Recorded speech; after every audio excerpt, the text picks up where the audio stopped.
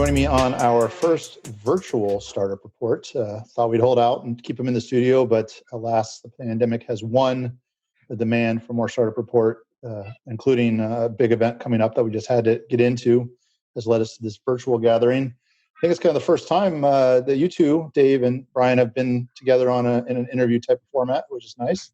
Very nice, Dave. I know we've been working together for a couple of years now, out on the fringes and in a lot of events. So always good to chat with you, and Joe, always good to chat with you as well.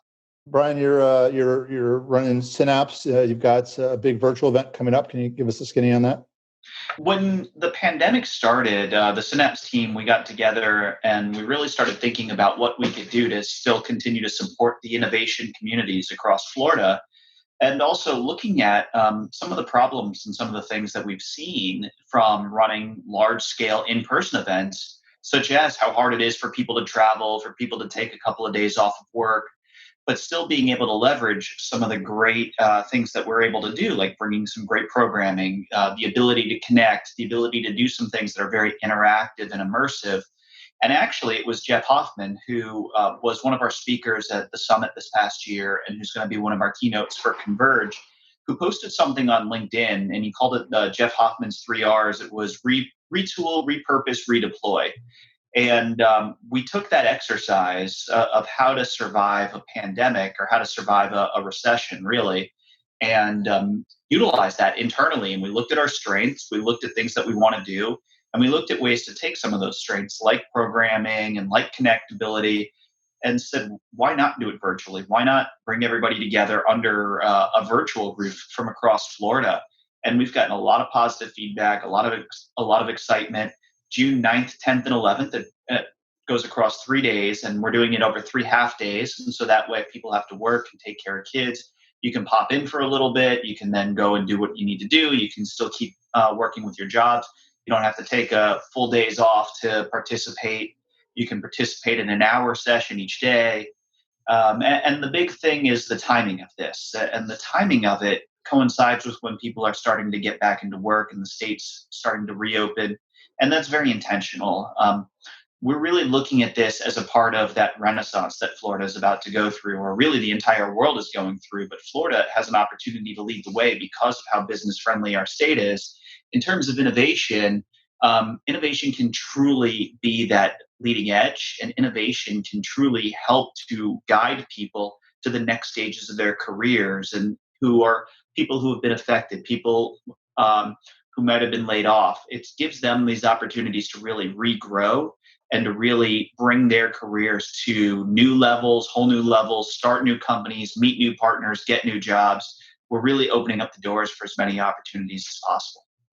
Yeah, it's really a shakeup of the whole playing field, and the pieces are going to land, and there's an opportunity for new areas that didn't have an entrenchment in there have now revealed themselves, and people can step up and fill those. So there is, as with all shakeups in the economy like this, there is a lot of opportunity, and being innovative is going to be a key part to capitalizing on that.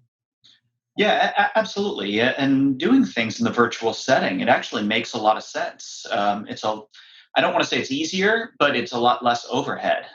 Putting on something like a summit, it takes months and months of planning and scores of people to really come together to make that all happen. A lot of things that happen behind the scenes. Whereas something like this, we're really spinning up rather rapidly, and the entire Synapse team deserves so much credit for all the great work that they're doing, really coming together to make this happen for the state. And it's something that we're seeing with the excitement behind it and with the branding behind it and with the people who are getting behind this, that is very repeatable and is something that can be done more often.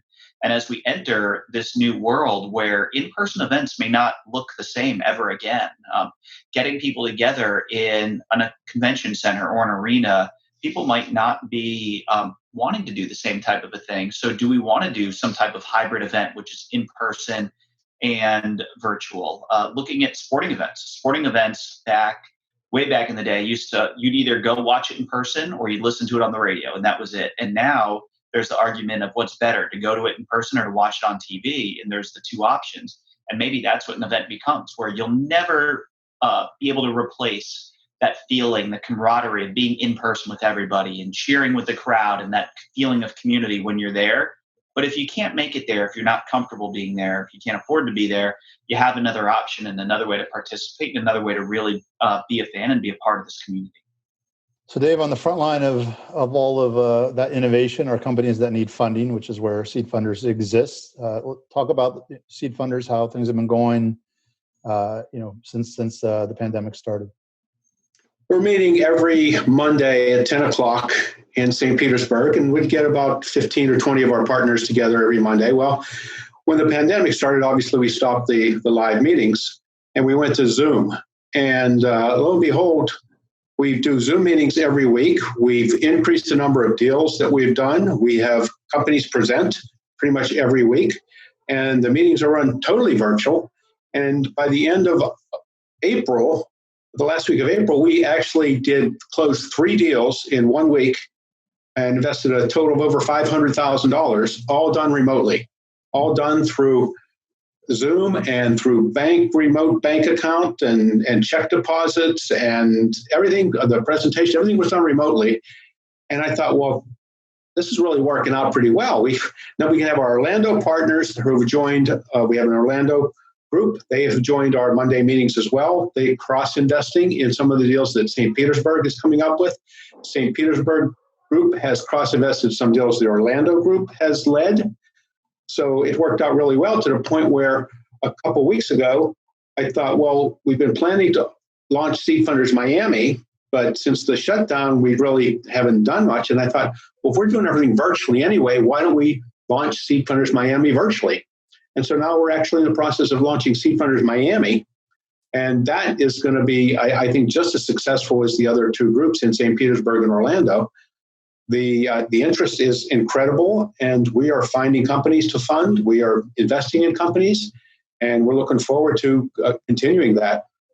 I've been surprised that, when some of the Orlando guys started coming into the meetings, just having the extra minds and voices in there really was a nice value add. And, and that it seems like that'd be, I can't imagine meetings without them going forward. So I'm sure we'll find a way to keep them all involved.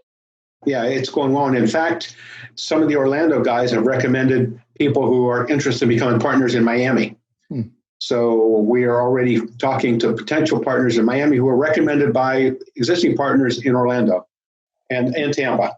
So at St. Pete. So it's working out really well. The networking just within the group is just way beyond what I ever could imagine. The talent in the room or online now, the talent there and the questions that people come up with and the due diligence, it's just incredible. It's an incredible group of people. We have 40 partners now between St. Petersburg and Orlando, and we're planning to have 10 more in Miami in the next 2 months or so.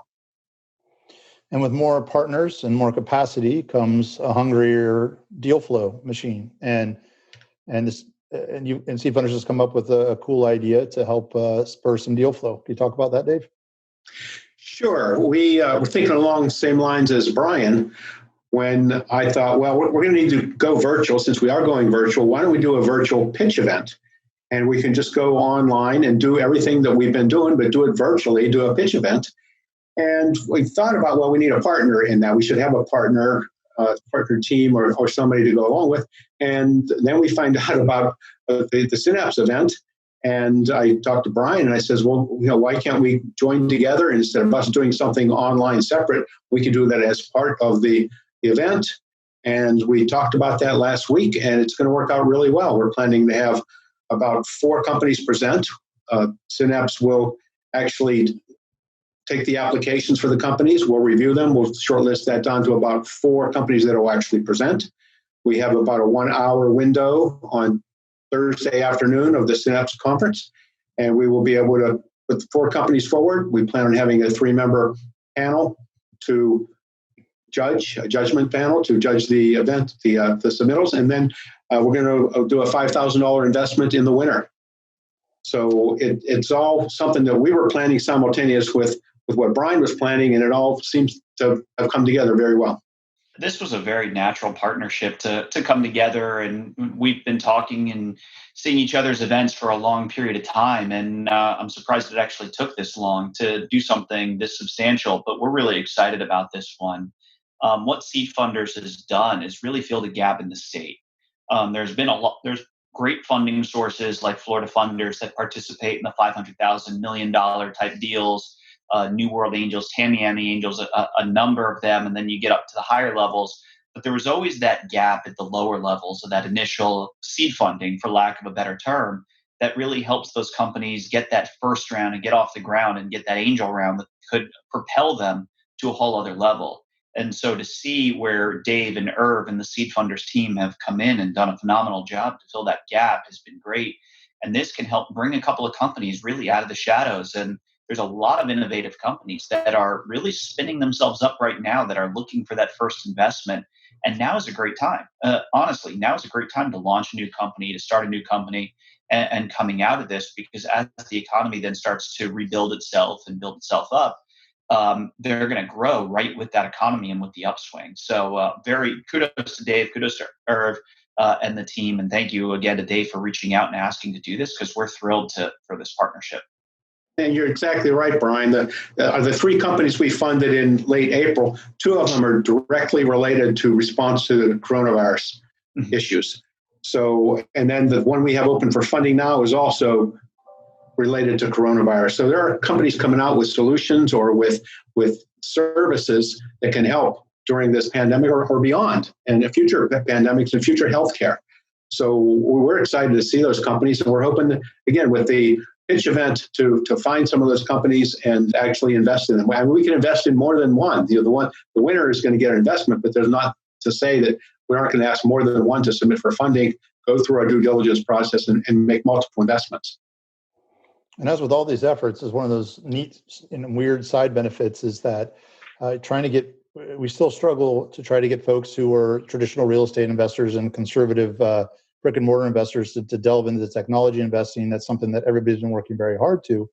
And when you have things like a pandemic and you see the real world effects on real world business, and then all of a sudden you can see how this technology solves it, it inspires people to cross that line a little more readily. And you find new investors who are able to come in and wrap their head around technology and, eventually hopefully stay converted to tech investors to keep growing our scene here.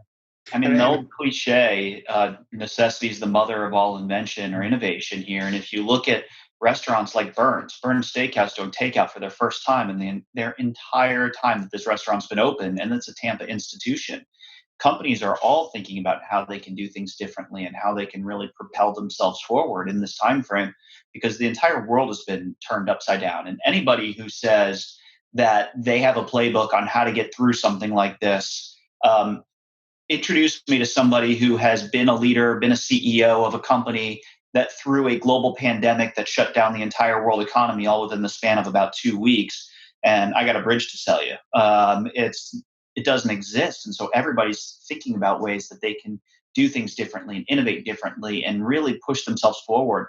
And the companies that are thinking forward are the ones that are really thriving, and the ones who are really trying to play defense and just be very defensive are the ones who are ending up closing their doors, which is very unfortunate. But thinking forward and thinking innovatively is something that I strongly encourage to everybody. And following up on what Joe said about investors and about funding these companies, that I said during our live meetings, we were having 15 to 18 partners or so come to the live meetings. We're getting 25 to 28 partners come to the online meetings. So they're more interested, they're more available, and maybe due to the pandemic where things are shut down, they have more time. And so we're seeing more deals, we're seeing more, they have more time, they want to invest in the deals. And going virtual online has actually been really working out very well for us. Wonderful. Well, we'll look forward to participating in the virtual summit. Always count on Synapse to continue to innovate and lead. Thank you for putting that on, and hopefully we'll have a very successful pitch competition and get a couple of new wins out of it from companies. Yeah, sounds great. We're looking forward to it, and you can always learn more at synapseconverge.com.